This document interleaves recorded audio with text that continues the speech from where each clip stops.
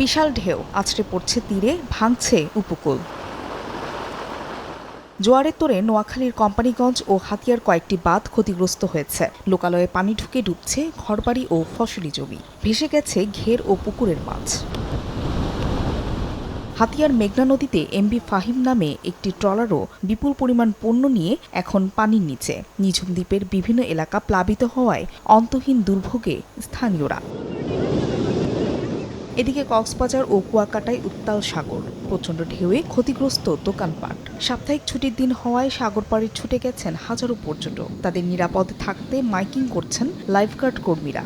এছাড়া বিষখালী নদীর তীরবর্তী বরগুনা সদরের রিং বেড়িবাঁধ ভেঙে লোকালয়ে ঢুকছে পানি। এতে পানিবন্দী হয়ে পড়েছেন অন্তত ২৩০টি পরিবার। বৃষ্টি ও ঝড়ো হওয়ায় বাগেরহাট ও মুন্সিগঞ্জের বেশ কয়েকটি এলাকায় সৃষ্টি হয়েছে জলাবদ্ধতা। কোনো কোনো এলাকার বিদ্যুৎ সংযোগও বিচ্ছিন্ন রয়েছে। এছাড়া বৈরী আবহাওয়ায় মানিকগঞ্জ ও বরিশালের নদীবন্দরে ২ নম্বর বিপদ সংকেত থাকায় দ্বিতীয় দিনের মতো বন্ধ আছে সব ধরনের লঞ্চ চলাচল। জরুরি প্রয়োজনে কয়েকটি ফেরি চললেও বেশিরভাগই নিরাপদে নোঙর করা। ফাহরিয়া ফারজানা, সময় সংবাদ।